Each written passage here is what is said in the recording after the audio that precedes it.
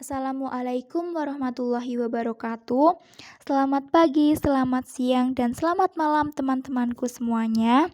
Saya selaku salah satu anggota dari tim bernama Felina akan menjelaskan tentang proposal tim kami dengan judul Eksploitasi Berbagai Kualitas Sayur yang disusun oleh tim dengan nama Felina yang beranggotakan saya sendiri, Dahlia Apriliana, lalu teman saya Dina Nur Azizah dan juga Febrianti Putri.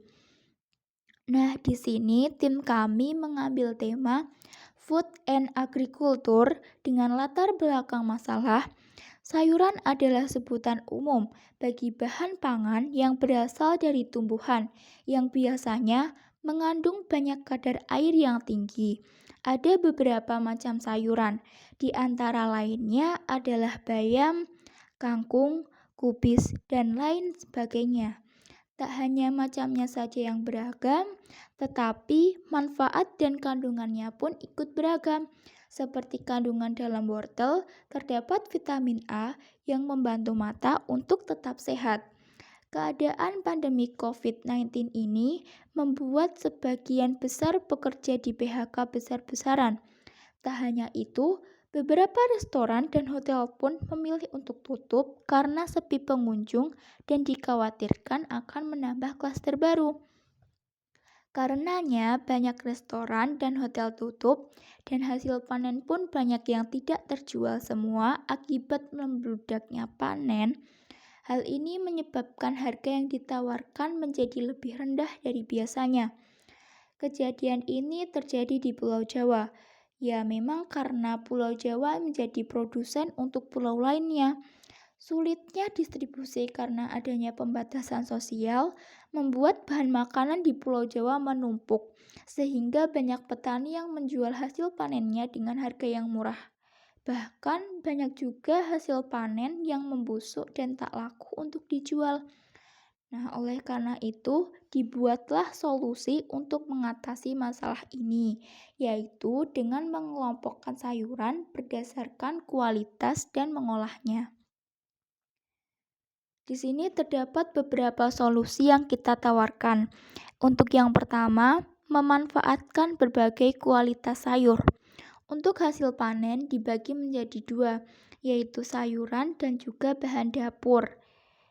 Pada hasil panen sayuran akan dibagi menjadi tiga kategori, yaitu yang pertama dengan kualitas sayuran dan juga bahan dapur yang bagus. Dengan kualitas yang masih bagus memungkinkan untuk dijual ke masyarakat. Bila hasil panen cukup banyak, maka akan disimpan di dalam freezer bertenaga panel surya dalam bentuk paket sayur siap masak, lalu di hari berikutnya dapat dijual kembali. Yang kedua, kualitasnya sedang atau bisa dibilang sudah sedikit menurun. Karena kualitas sudah sedikit menurun dan masyarakat cenderung malas untuk membelinya, maka sayuran ini diolah menjadi camilan-camilan yang sehat, seperti keripik bayam, keripik wortel, atau juga bisa nugget jagung. Kemudian yang ketiga, dengan kualitas yang buruk atau bisa dibilang tidak layak untuk diolah kembali. Dari situ, maka akan dibuat kompos. Kompos tersebut akan dijual kembali kepada masyarakat karena baru-baru ini sedang marak penjualan tanaman hias. Sedangkan hasil panen bahan dapur, bila masih tersisa banyak, maka akan diolah kembali menjadi bumbu yang halus, yang siap dimasak, dan akan dikemas semenarik mungkin agar menghindari kebusukan. Selanjutnya di sini terdapat gambar untuk solusi yang ditawarkan berupa inovasi teknologi cold room dengan tenaga surya dan air, serta yang di tengah itu ada rumah industri.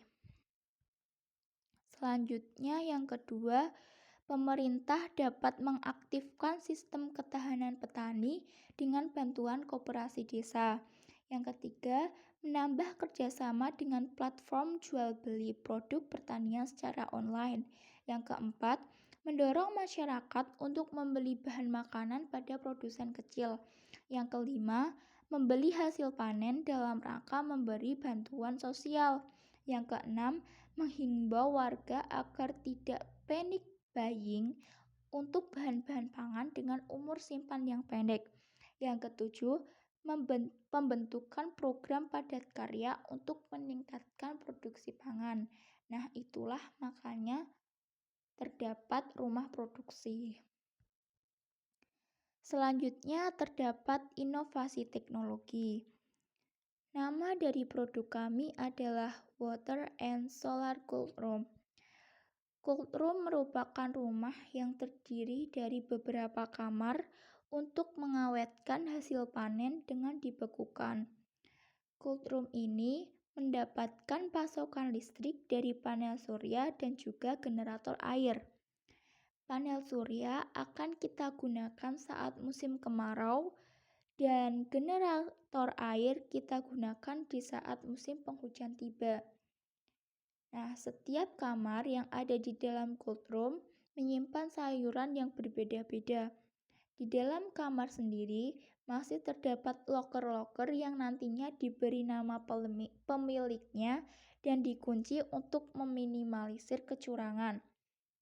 Setiap kamar dapat diatur suhunya sesuai kebutuhan.